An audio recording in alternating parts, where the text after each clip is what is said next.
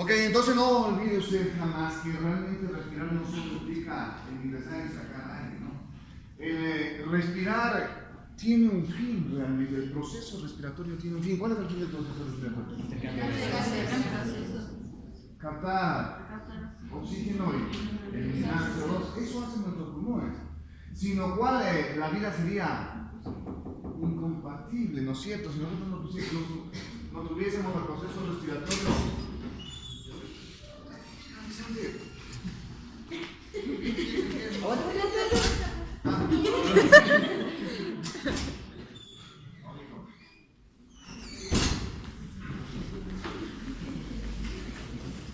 Ok, entonces, sin el proceso respiratorio realmente la vida sería incompatible.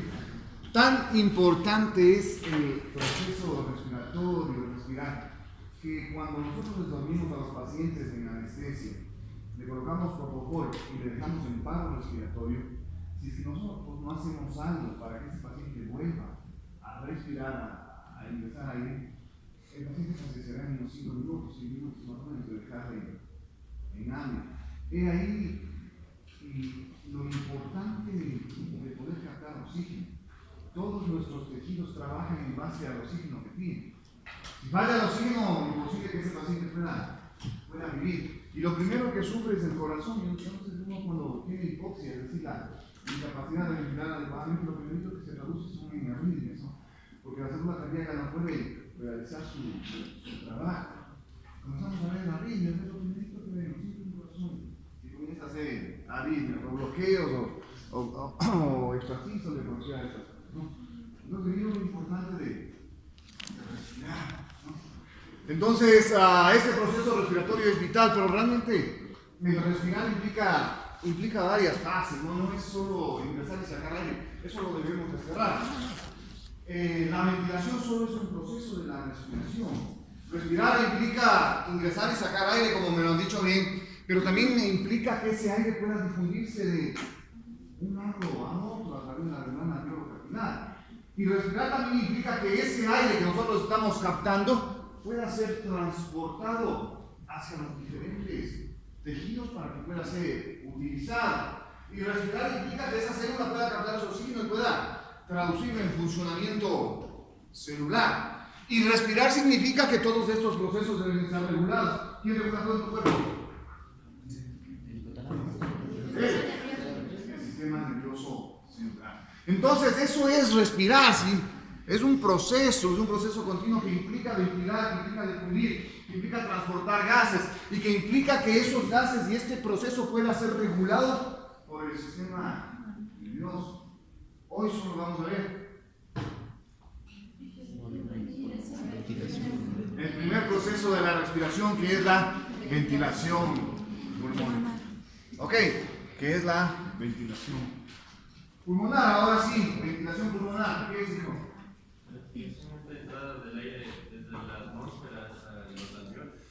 Ventilar implica el ingreso y la salida de aire hacia nuestra vía respiratoria, nuestro sistema respiratorio. Eso es ventilar. La ventilación tiene dos procesos realmente, la inspiración y la expiración. Entonces yo inspiro, ingreso aire y yo expiro, saco aire. La inspiración es un proceso activo, ¿sí? La inspiración es un proceso activo. Yo necesito realizar un trabajo respiratorio para poder ingresar aire a mis pulmones. Es decir, yo inspiro en contra de la fuerza que me ejerce la caja torácica y el pulmón propiamente dicho. Por lo tanto, yo para ingresar aire a mis pulmones necesito realizar un trabajo. Ese trabajo está dado por la fuerza muscular que nosotros tenemos. Cuando yo inspiro, mis músculos de inspiración tienen una importancia radical. Yo necesito esencialmente cuando respiro ampliar mi caja torácica. Y al ampliar la caja torácica lo hago en sentido longitudinal y en sentido transversal también. Entonces el principal músculo de la respiración es este. Entonces el diafragma al contraerse tracciona hacia abajo la caja torácica y eso amplía mi diámetro torácico y eso me permite que el pulmón pueda ingresar grandes cantidades de aire durante la inspiración. La inspiración no solo se ayuda del diafragma, sino de algunos otros músculos que me amplían esta caja torácica, ¿no? En donde están los enanos anteriores, desde donde pollos, todo eso que elevan la caja torácica y amplían la caja torácica, ¿ok? Y los intercostales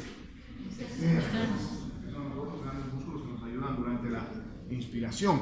Entonces la inspiración es un proceso activo ayudado por trabajo muscular, mientras que la expiración, una expiración normal no necesita realmente gran trabajo muscular, porque la expiración normal se da por el retroceso elástico de las propias fibras que se estiraron del pulmón. Es decir, yo inspiro en contra de las estructuras, pero a la inspiración se sirve simplemente del propio retroceso de las fibras elásticas que tiene nuestro pulmón. En esencia, lo que les trato de explicar, ¿quién tiene un chunchi? Y entonces este es nuestro pulmón en estado basal, ¿no es cierto?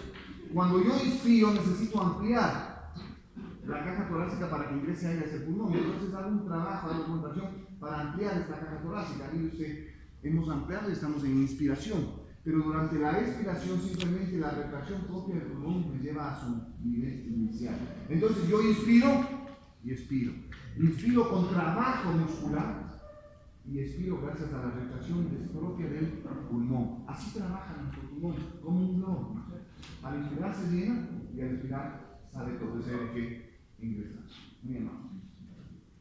Ok, eso es inspirar y expirar. Cuando nosotros inspiramos y expiramos, se crean ciertas presiones en nuestra vía respiratoria.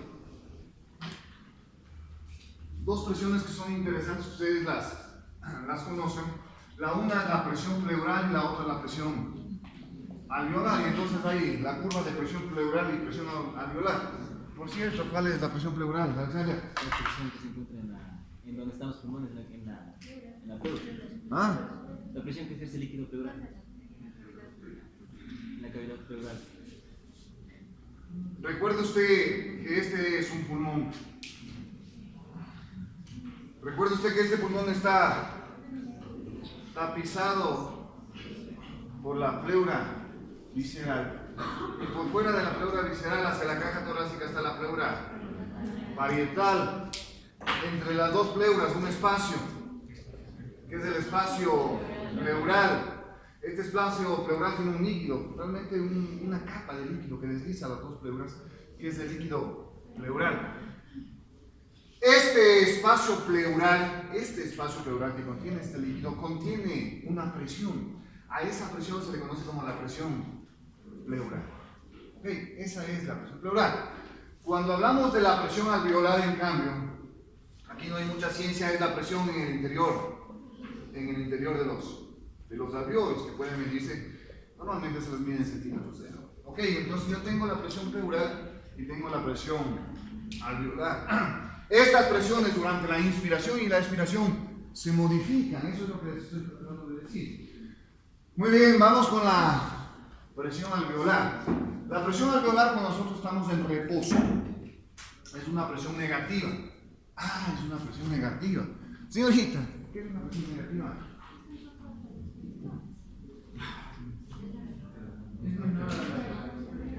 Sí, pero ¿qué explica en la práctica una presión negativa?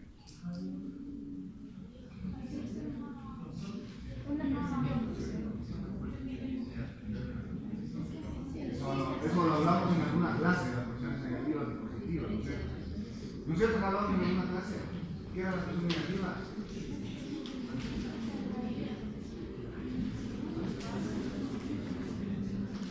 La presión pleural es una presión negativa, por tanto, ¿qué implica eso, hija? ¿Qué es una presión negativa?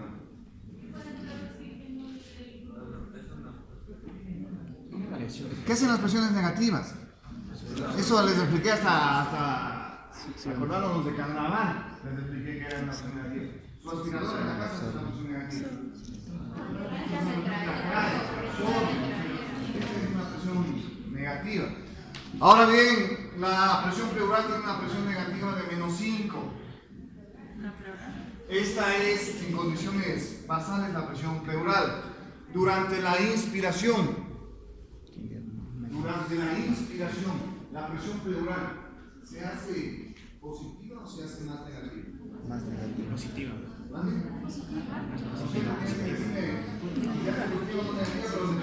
qué?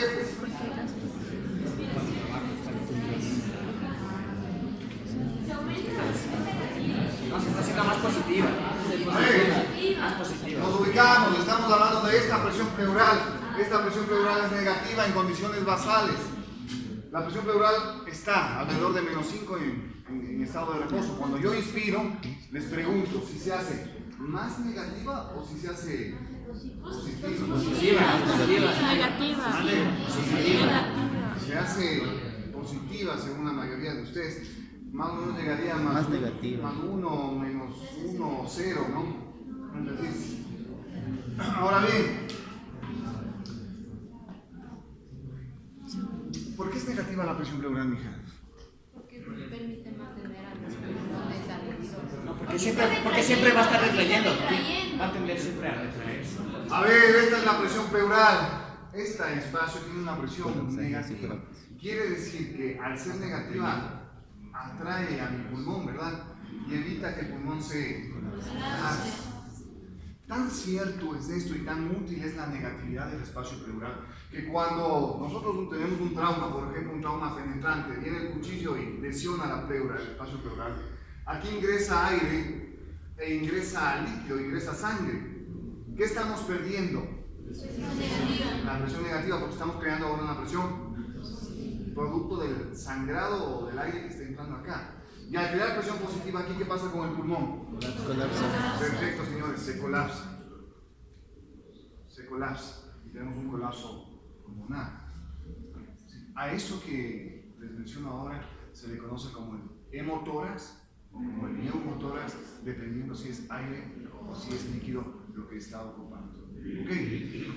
A donde quiero llegar es que recuerden siempre la importancia de mantener negativo el espacio pleural para mantener el pulmón. Si es que nosotros tenemos un neumotórax, recuerde siempre que lo que está produciendo es una compresión del pulmón. Y al producirse una compresión del pulmón estamos perdiendo una zona importante del pulmón que no está realizando intercambio gaseoso, que no está captando oxígeno. ¿Ok? Entonces el paciente comienza a sufrir naturalmente. Entonces, lo importante es recordarles eso en relación a la presión pleural. Ahora bien, volvemos acá. Durante la inspiración, en condiciones basales, la presión pleural, ¿se hace positiva o más negativa? Ah, cierto, por supuesto, pues jamás puede hacerse positiva, porque si la presión pleural sería positiva, todo el pulmón durante la inspiración tendría que colapsarse y eso no pasa, pues. Yo necesito, en lugar de eso, hacer aún más negativa la presión pleural. ¿Para qué? Exactamente, para que el pulmón se expanda más. Tan cierto es esto que la presión pleural llega a menos 7.5 o menos 8 centímetros de agua. Una presión mucho más negativa. ¿Okay? Durante la expiración, pues esta presión vuelve a su valor basal, ¿no? Sigue siendo aún negativa, pero. ¿Okay? En otras palabras, nunca la presión pleural se hace positiva, solo en estados patológicos. Siempre nuestras presiones pleurales deben ser negativas. ¿Qué es lo que tenemos que hacer si nos dan un neumotórax? Simplemente se coloca un tubo acá, que es el tubo torácico, que se le coloca a través del tórax, y este tubo torácico está conectado a un succionador, una botella de succión, que lo que está haciendo es sacando este exceso de líquido y creando nuevamente negatividad en el espacio. Y así volvemos a tener presión negativa. ¿Ok? Muy bien, esto sucede durante la inspiración con la presión pleural, se hace mucho más negativa. La presión alveolar, la curva de presión alveolar. La curva de presión alveolar cuando la glotis está abierta es una presión de C. Se queda en 0 la presión alveolar. Pero durante las fases respiratorias esta presión va modificándose. Durante la inspiración, por ejemplo, esta presión que hace, señorita Carvajal.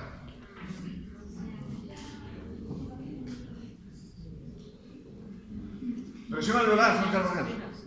¿Aumenta? No sé, pues tú dime, hijo. Estamos hablando de la presión acá.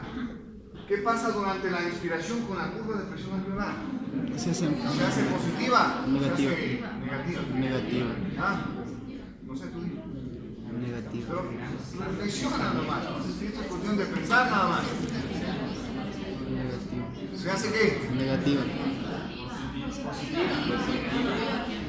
La inspiración. Ya, si está en cero y se hace positivo, llegaría a más 1, más 2. Es decir, haríamos una curva de este tamaño. Ahora yo les invito a pensar.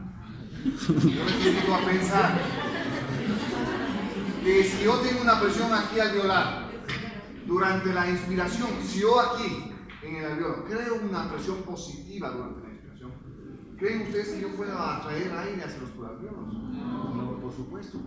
En vez de atraer aire, la presión positiva haría que Salga ahí. evitar que ingrese aire, porque estoy creando una presión de empuje. ¿Okay? Entonces, durante la inspiración, la presión alveolar realmente se hace negativa, llegando a menos 1 o menos 2 centímetros de agua. Porque eso me permite, esa negatividad en el alveolo me permite atraer aire de la vía respiratoria. ¿Okay? Y entonces ingresamos los 500 ml de sangre ayudados por dos cosas realmente, de volumen corriente, ayudados por la negatividad de la presión pleural durante la inspiración y ayudados por la negatividad de la presión alveolar durante la misma inspiración. Eso en su conjunto me asegura que yo pueda atraer aire hacia el interior de los pulmones. En otras palabras, las dos presiones, tanto pleural como alveolar, se hacen mucho más negativas durante la inspiración. Se hacen mucho más negativas ¿para qué? Para permitirme el ingreso de aire hacia mis alveolos. Durante la expiración, en cambio, la presión alveolar sí se hace ligeramente positiva, llegando a más 1, más o menos, porque yo necesito el aire que ingrese, ahora crear una presión positiva ¿para qué? Para sacar. Y ese es el resultado de esto, ¿no? De que la curva de presión alveolar llegue a valores positivos durante la expiración. Sacamos el aire y volvemos al valor de 0. ¿Hasta cuándo? Como volvemos un ciclo respiratorio con inspiración negativo nuevamente y expiración ligeramente positiva. ¿Ok? Esta es la curva de presión alveolar y la curva de presión pleural.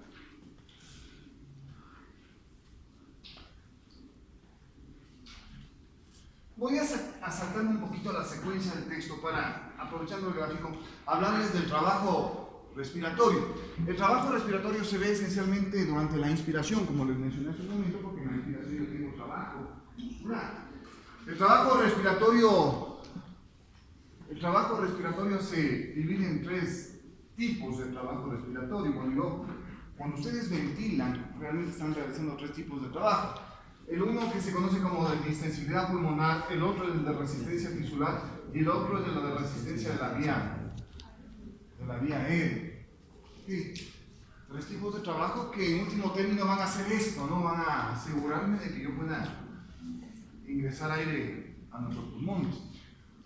El trabajo de distensibilidad pulmonar es el trabajo que yo realizo para vencer la resistencia que me ofrece los músculos y la parte ósea, esencialmente de la caja torácica. Por eso se llama de distensibilidad pulmonar. Trata de vencer este trabajo, todas estas estructuras torácicas que me están ofreciendo una resistencia y que se oponen a que yo pueda descender mi pulmón. Al hacer eso, yo estoy venciendo esas fuerzas que se oponen al ingreso de aire. Un trabajo de distensibilidad pulmonar. Ahora bien, este trabajo de distensibilidad pulmonar, es decir, el vencer la caja torácica y sus estructuras, no tendría ningún sentido si no nos ayudamos de otro tipo de trabajo, que es el trabajo de resistencia tisular.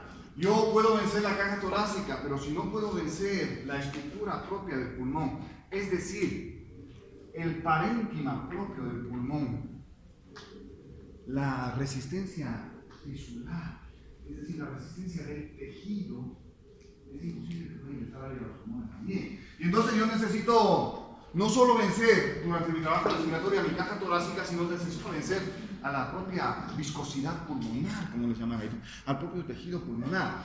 Y entonces yo necesito trabajar para que pueda esa elasticidad, ese colágeno y grasina de mis pulmones pueda distenderse y permitirme el ingreso de aire. Mire entonces usted cómo hemos necesitado un trabajo que venza la caja torácica, hemos necesitado un trabajo que venza el tejido pulmonar, propiamente dicho. Pero aún así, no nos estamos asegurando que vaya a ingresar aire al alveolo. porque aún nos falta vencer un trabajo más. El trabajo que me ofrece la vía respiratoria al paso del aire. Y entonces yo necesito hacer un trabajo que me permita ingresar aire hacia la vía respiratoria y hacia la alveola, o sea, los sacos alveolares en último término, ¿no? A ese trabajo se le conoce como trabajo de resistencia de la vía aérea. Solo cuando he vencido estas tres resistencias, yo puedo asegurarme de que el oxígeno va a poder llegar hacia las zonas de intercambio gaseoso.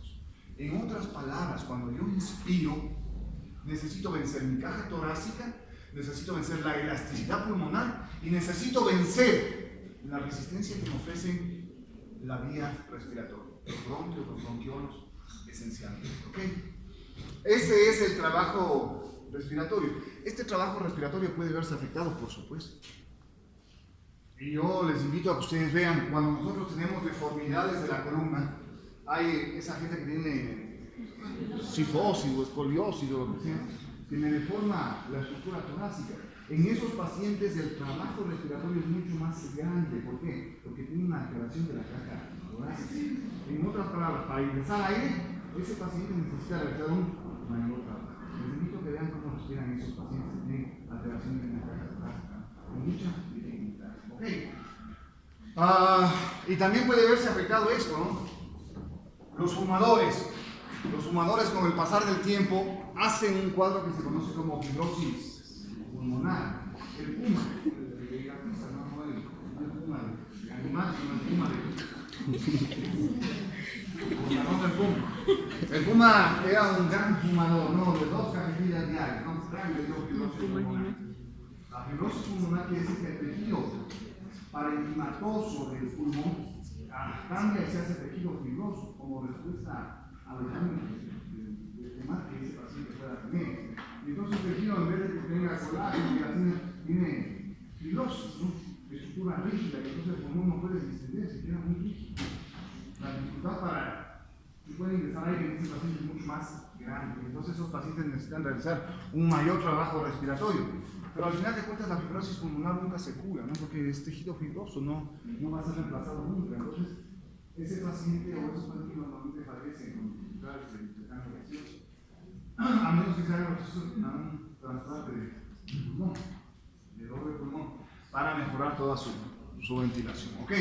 Entonces, mire cómo van modificándose los trabajos. Y finalmente, el trabajo de resistencia de la vía aérea también puede verse modificado, ¿no? Puede verse alterado. ¿Cuándo se altera? Cuando este bronquio o esta vía respiratoria se hace más pequeña. Pues. En vez de que tenga este diámetro, tiene este, ¿no? Volvemos a lo que hablábamos de flujo, ¿no? Yo tengo un flujo determinado por acá, pero si el bronquio se cierra, ¿qué pasa con el flujo? El flujo, eso, el flujo disminuye, por supuesto. ¿Qué pacientes hacen eso? ¿Qué pacientes? El asma, ¿no? Las crisis asmáticas. Les vuelvo a invitar a que en algún momento, cuando estén en emergencia, vean cómo respira un paciente con crisis asmática, ¿no? Que está cerrado los bronquios, ¿no? El trabajo respiratorio que hace para poder ingresar aire a esos pulmones, cómo se modifica, cómo aumenta.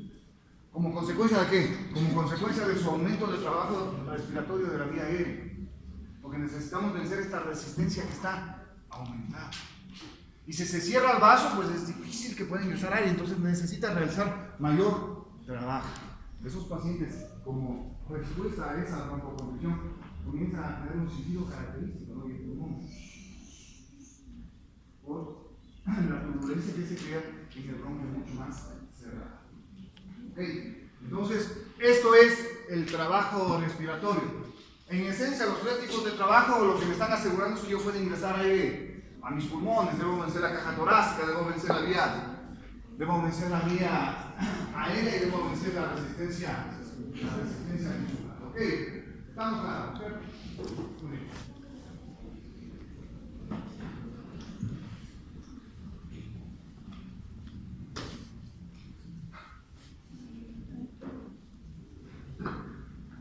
Avancemos en esto de ventilación pulmonar. Y volvamos a nuestro pulmón. en relación a la capacidad que tiene de aumentar su volumen. ¿Qué era? Yo veo, ¿no? Yo veo. ¿Qué era la distensibilidad muscular? Es la capacidad de información que tiene un vaso para aumentar su volumen a la presión. Exactamente, eso es distensibilidad muscular. Cuando hablamos de pulmones, yo puedo hablar de distensibilidad pulmonar.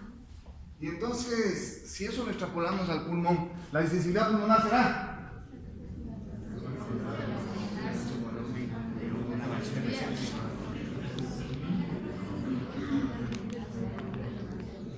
exactamente a la capacidad que tendrá este pulmón de aumentar el volumen de aire que le llega en base al aumento de presión con el que ingresa el aire. Y entonces esa distensibilidad que en otros términos también se traduce, y en otros fisiólogos también se traduce como la capacidad de mantener expandido el pulmón para que no se colapse. A esa distensibilidad pulmonar depende de dos tipos, depende de dos factores, mejor dicho. La distensibilidad pulmonar depende de lo que se conoce como las fibras fibroelásticas del propio pulmón, y la distensibilidad de esta capacidad de mantenerse expandido y aumentar su volumen en base a las variaciones de presión dependerá también de los factores tensoactivos. En otras palabras, que este pulmón pueda expandirse y permitir el ingreso de aire dependerá pues de las propias fibras fibroelásticas o de la actividad de los agentes tensoactivos. ¿Ok? Por tanto, que este pulmón no colapse, en otras palabras, dependerá de las fibras de colágeno y elastina que están acá, que permiten su expansión durante las variaciones de presión. Y dependerá más que de esto, de otro factor, que son los factores tensoactivos o las fuerzas tensoactivas. Realmente son las fuerzas tensoactivas las más importantes para evitar el colapso pulmonar. Y por tanto, aquí sí nos vamos a detener. Entonces, la distensibilidad pulmonar depende de las fibras fibroelásticas y de las fuerzas tensoactivas. Las fibras fibroelásticas son nada del otro mundo, colágeno y elastina, que me dan rigidez al pulmón y por lo tanto me permiten su expansión. Pero, ¿cómo actúan las fibras tensoactivas? Y aquí tenemos que volver a recordar algunos conceptos, ¿no es cierto? Por ejemplo, ¿qué es tensión superficial?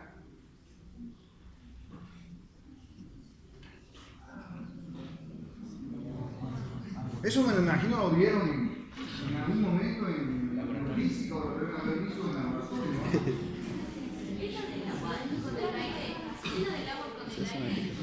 ¿Qué es tensión superficial, mija? No me hagas pensar, vamos.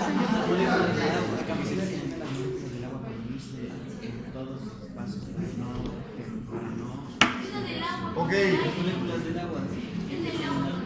A ver, vamos orientándonos bien, porque si no entendemos esto, nos va a causar muchos problemas cuando lo vayamos a leer.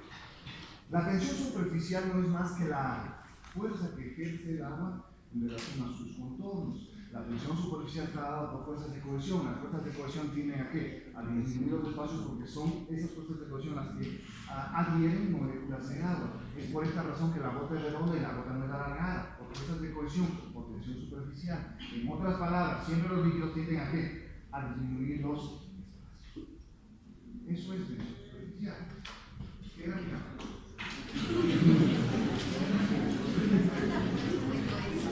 La tensión superficial en esencia no es más que la fuerza que ejerce un líquido en relación a su contorno, en relación a sus fuerzas de contacto. ¿Sí?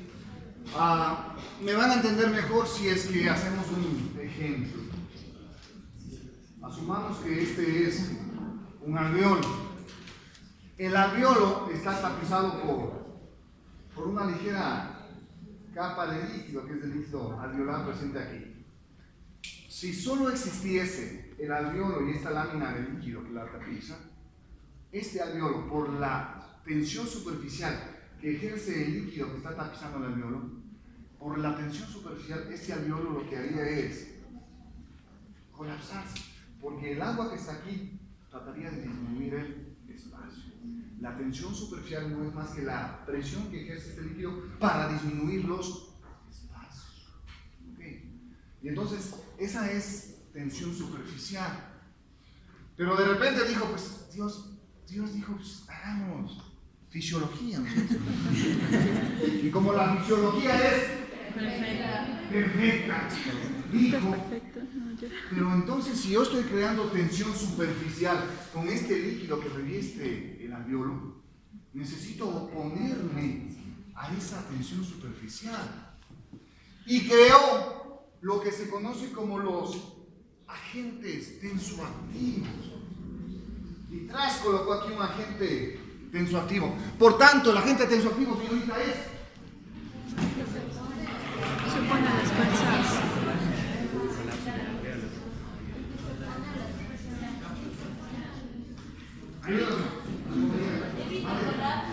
No, ¿qué es un agente tensoactivo? Y entonces, si la tensión superficial era esa fuerza del agua que tiende a disminuir el espacio, el agente tensoactivo es ¿Qué supone esas fuerzas? el agente tensoactivo es por Dios. Y eso es mucha hembra en esta familia. Vamos. Hay que reflexionar, por cierto,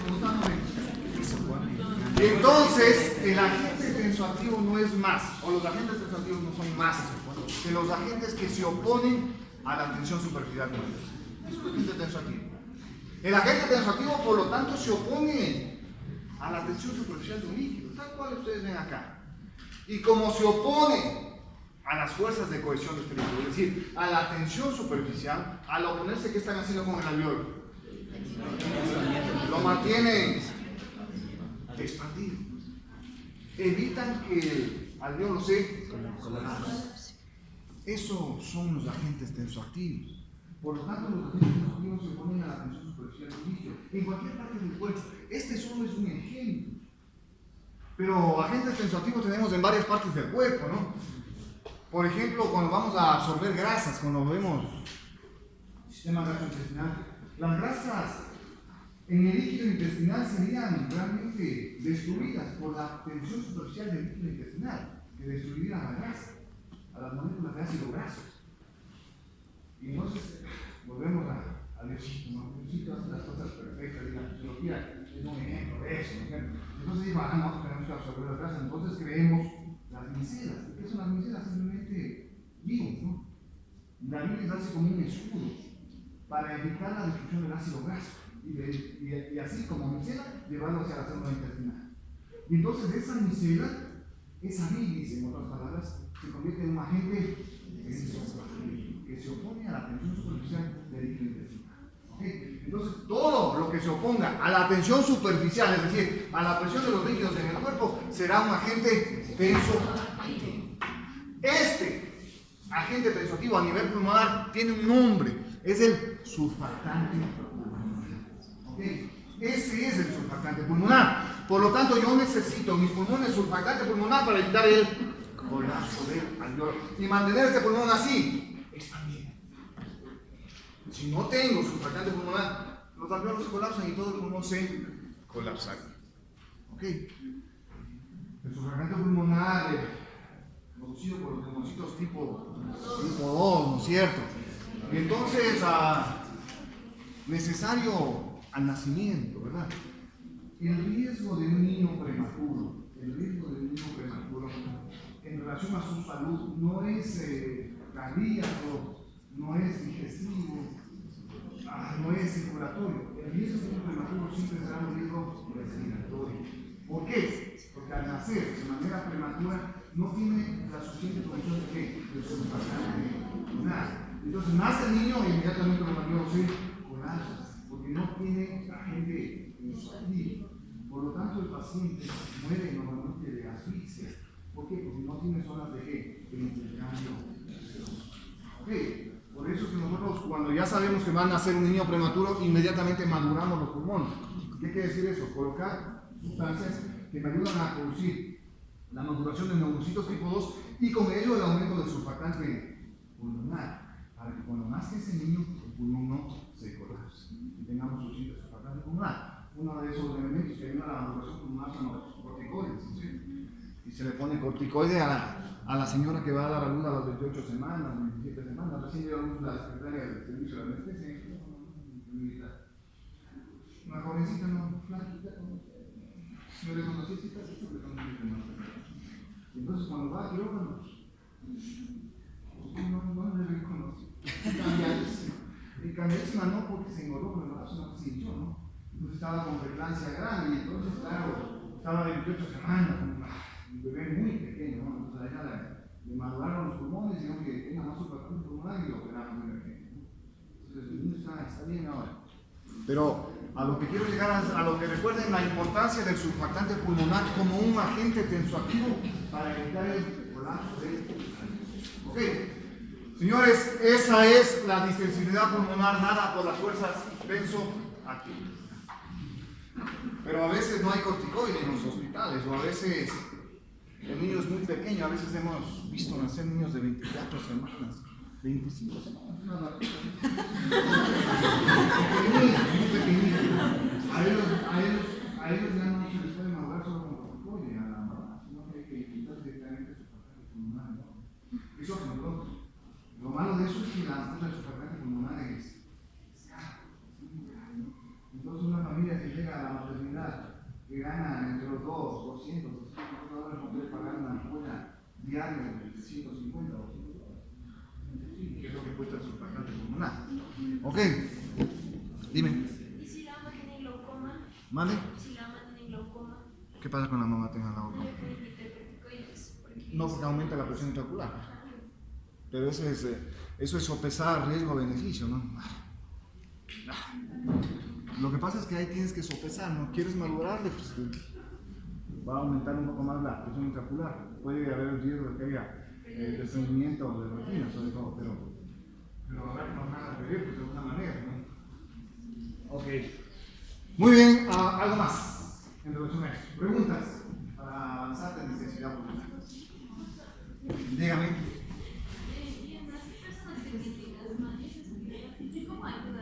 Lo que pasa es que el aspirador no es más que un broncodilatador. En el asma, ¿cuál es el problema? Se cierra la vía aérea, entonces el paciente no puede respirar. ¿Qué es lo que tenemos que hacer? Broncodilatar. Hay varios broncodilatadores. El salbutamol, la aminofilina, todos estos vienen o bien intravenosos o en spray. Entonces el spray, las inhalaciones simplemente lo que hacen es dilatar y evitar que el paciente no pueda respirar bien. Con eso dilata y respira mejor. ¿Sí? Pero a veces la crisis es tan aguda que los broncodilatadores sirven, ¿no? Hay que inyectar adrenalina. ¿Okay? Muy bien.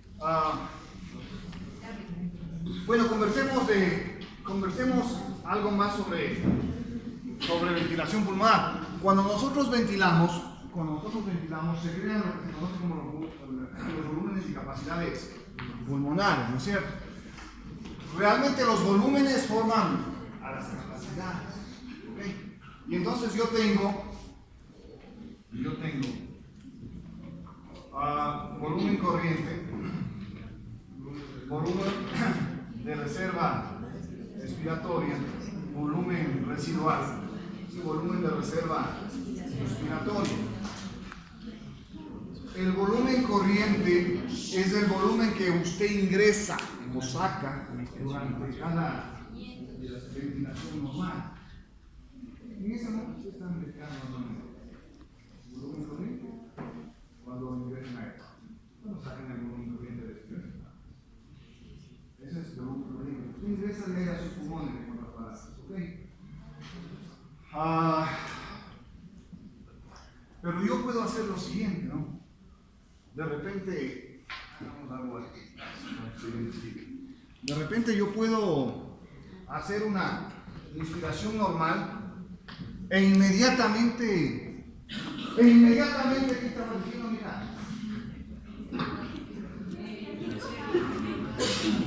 el cierre de ojos era solo para concentrarme. Ok. Y entonces yo puedo ventilar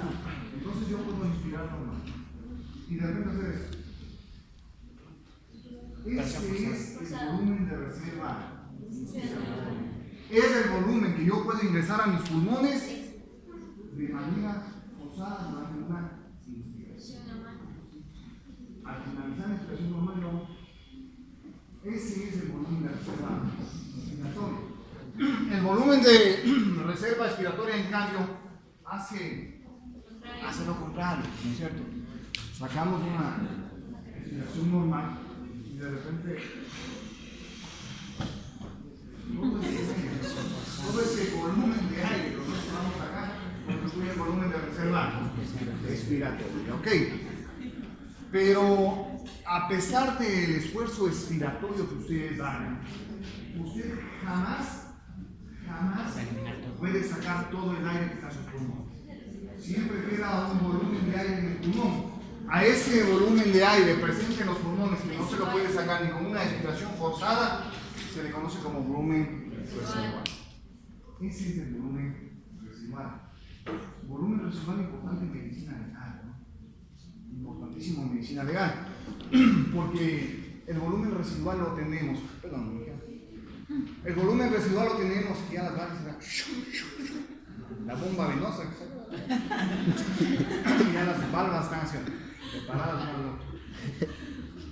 Entonces, ¿de qué te está hablando? El volumen residual. El volumen residual. Entonces, importante en medicina legal porque a veces nos vamos a algunas clínicas del barrio, ¿no? A la sala, y de repente empiezan a creer y dicen que el bebé ha venido muerto, ¿no es cierto? Y llegó ya el bebé muerto a la clínica, ¿no es cierto? Ustedes tienen la duda, ustedes se quedan con esa intriga de qué pasó, y tienen un informe médico legal, ¿no? Y hacen que hagan una autopsia a mí. Entonces, claro, viene el legista y hace una autopsia de documento que es total de tórax y ese pulmón colocarlo en nada. Si el pulmón flota, es el que nació vivo, porque respiró, porque el volumen residual es un volumen que se queda desde nuestra primera respiración. De manera que si el pulmón flota, quiere decir que se unió de ahí y que es eliminación. Okay. Entonces viene la importancia de saber cuál es el volumen residual, ¿no? Un volumen que siempre está presente en nuestros pulmones y que no sale, ya lo dijimos por más respiración forzada que hagamos. Okay.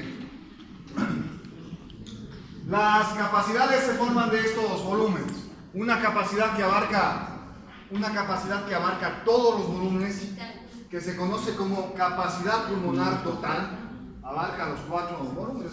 Lógico suponer que esa será la capacidad pulmonar total. Luego tengo una capacidad que abarca los volúmenes que yo puedo movilizar. ¿Cuáles son? La capacidad vital. No, la vital. La capacidad vital. ¿Cuáles podemos movilizar? Respiratoria y la respiratoria. Eso de ahí. Yo puedo movilizar y hacer una reserva inspiratoria y una reserva expiratoria también. Y volumen corriente siempre tenemos. Lo que no puedo movilizar es esto. Por lo tanto, a esta capacidad que implica los volúmenes que yo puedo movilizar, por esa condición se le conoce como capacidad vital, de vida. Lo que yo puedo mover. Esa es la capacidad vital. Luego, tengo dos capacidades más. Una relacionada a la inspiración y otra relacionada a la expiración. La capacidad relacionada a la inspiración, que está aquí, se conoce como capacidad inspiratoria y engloba al volumen corriente más el volumen de reserva inspiratorio. Y finalmente, una capacidad relacionada a la expiración, que engloba volumen residual y volumen de reserva expiratoria, que se conoce como capacidad residual funcional. O capacidad funcional residual, como usted guste. Es lo mismo. ¿Ok? Esas son las 4 capacidades. Como usted puede ver, las capacidades se forman de los volúmenes. En otras palabras, lo que usted debe conocer bien es los volúmenes y se acabó el resto. Saber cada volumen, qué representa y qué es. Sabrá, por tanto, que hay una capacidad que abarca los 4 volúmenes, que es la pulmonar total, una capacidad vital que abarca los volúmenes que yo movilizo, una capacidad inspiratoria y una capacidad residual. Señores, 4 volúmenes y 4 capacidades.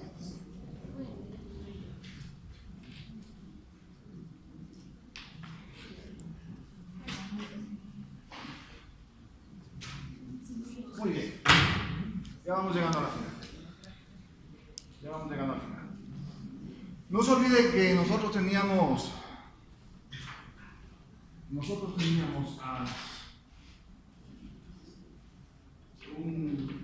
una cantidad de sangre que pasaba por nuestros el gasto cardíaco. Nosotros eso lo podemos también calcular ahora en el pulmón. En el pulmón no hablamos de gasto cardíaco, sino de volumen minuto respiratorio. Es decir, cuánto de volumen pasa por nuestros pulmones durante un minuto. Por lo tanto, el volumen minuto respiratorio implica una cantidad de aire que va a pasar por nuestros pulmones durante cada minuto. Y será el resultado de qué implica el volumen minuto respiratorio. Si el gasto cardíaco era el volumen sistólico por frecuencia cardíaca, el volumen minuto respiratorio será ¿qué? Frecuencia respiratoria por ¿Cómo se el llama el volumen que ingresa? volumen corriente. Volumen corriente, pues no, lo que yo ingreso por la Frecuencia respiratoria. No se olviden que el volumen corriente está alrededor de ¿cuánto? 500 ml. ¿Cuánto es la frecuencia respiratoria normal? 1220. Ah. No les haga caso, diga. Si no les quiere parar zona. No se olviden, de 12 a 20. Esa es una frecuencia respiratoria normal. Asumamos que este paciente tiene 12. ¿Cuánto ha sido el volumen minuto respiratorio matemático? 6 litros. 6.000 ml. 6.000 mililitros o lo que es lo mismo 6 litros. En otras palabras, este paciente está ingresando 6 litros. Son litros de aire a sus pulmones en un minuto, ¿no es cierto? Ese es el volumen minuto respiratorio. Ahora bien, ¿qué pasa si corremos 2 vueltas a la manzana, regresamos acá? ¿Qué pasa con este factor? Llegamos acá. Ay, ¿qué va a pasar si este aumenta? Aumenta. ¿Saben por qué aumenta? Porque necesitamos mayor cantidad de oxígeno para que nuestros músculos estén trabajando. Es decir, que el volumen minuto respiratorio también se adapta a la necesidad del cuerpo. Cuando estamos dormidos, en donde nosotros no estamos trabajando mentalmente ni físicamente, nuestro volumen minuto respiratorio baja. Y si nosotros medimos la frecuencia respiratoria de un paciente que duerme, vamos a medir en 8 y 10 la frecuencia respiratoria, es un volumen minuto bastante bajo. Cuando nosotros nos intoxicamos, ¿no? Nos dejó nuestra enamorada. Patitas para dormir de mi mamá, no. La noche la trasura. 20 patitas, me dejó mi enamorada. Lo que no sabe es que no se va a morir. Le va a causar un dolor de cabeza a su mamá.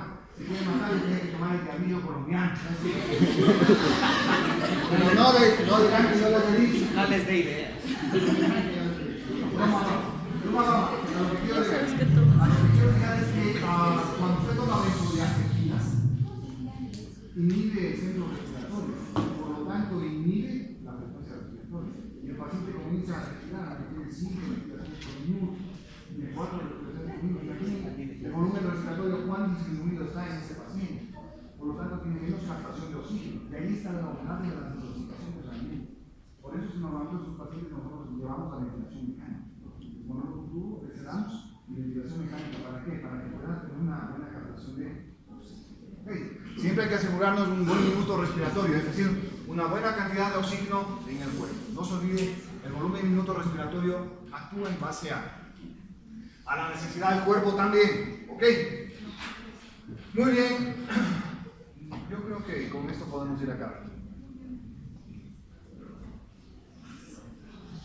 Digamos que esto ya se me fue muy larga la laringe, no traque, ya no me cuidado. Algo así está bueno.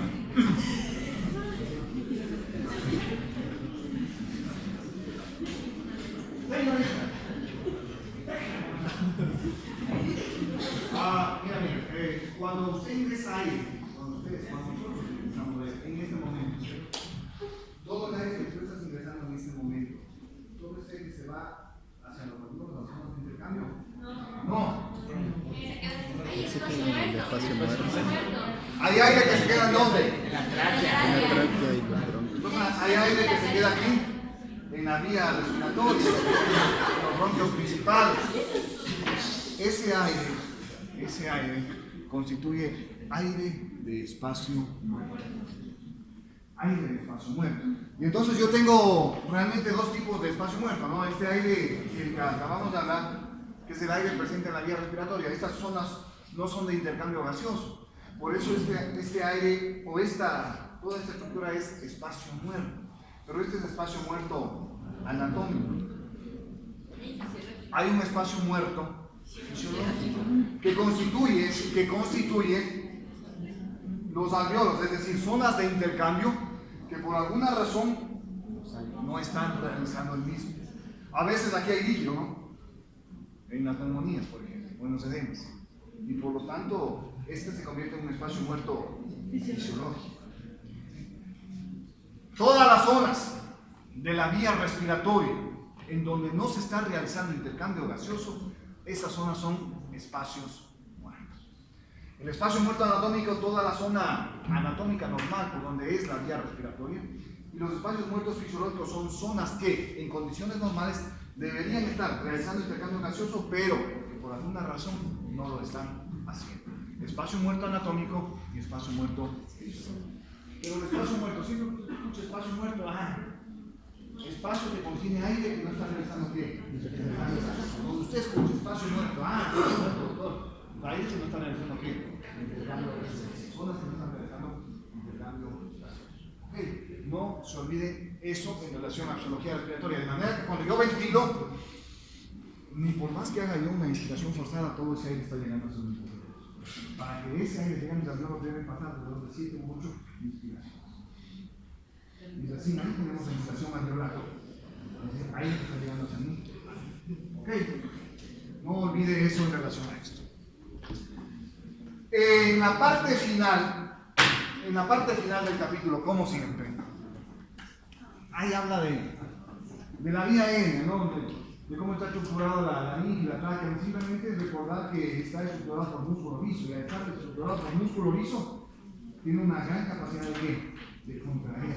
El momento que se contrae causa broncoconstricción. Y el momento que se cierra, pues es difícil que pase aire, ¿no es cierto? Entonces ahí habla, ahí como nuevamente lo que ustedes ya saben, del efecto de las drogas simpático-miméticas, es decir, del efecto de las catecolaminas, adrenalina y noradrenalina. ¿Qué hacían sobre los bronquios? Causaban bronco-dilatación, mejoraban muchísimo el estado aromático de un paciente o mejoran el shock anafiláctico por esta razón.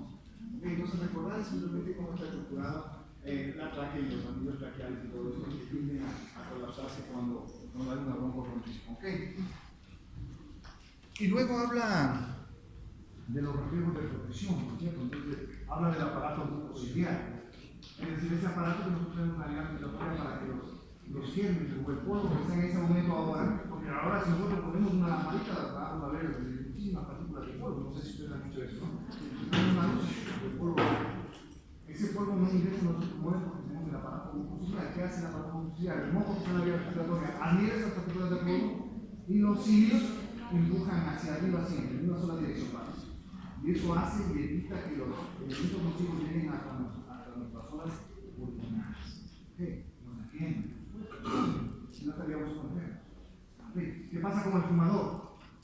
El fumador, con el pasar de los años, daña su aparato mucociliar porque no puede empujar los cilios al moco, y entonces comienzan a acumular las sustancias, comienzan a acumular los elementos del desecho. Por eso es que el fumador tiene gran cantidad de ese material de uso, ¿no? Cuando usted hace una autopsia, un fumador tiene pulmón negro.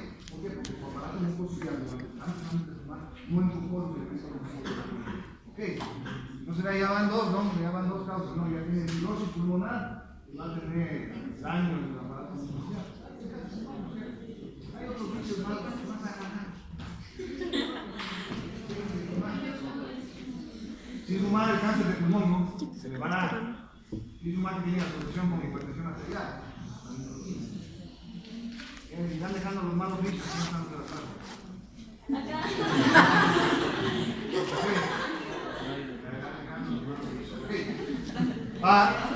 Y finalmente Biblia habla de dos reflejos.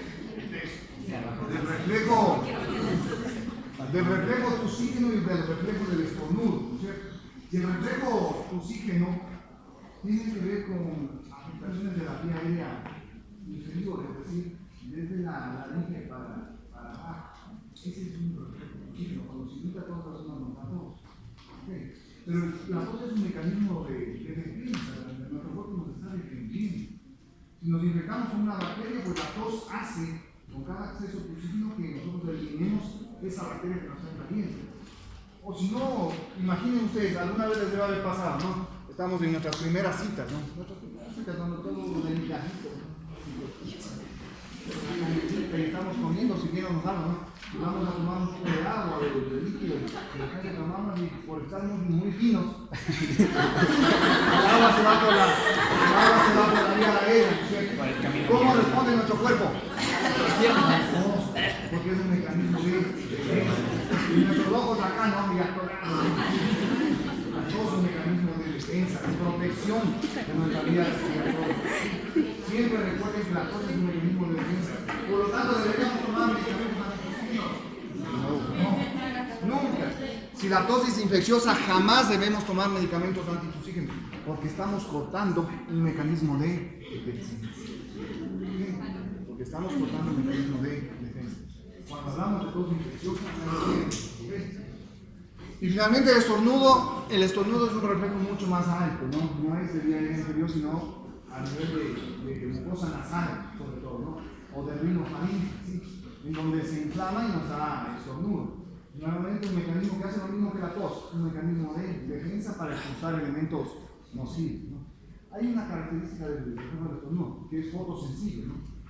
Cuando usted está en un sitio oscuro y sale a la luz, muchos pacientes, ¿no? Muchos sujetos tienen fotosensibilidad de la mucosa y por lo tanto desencadena.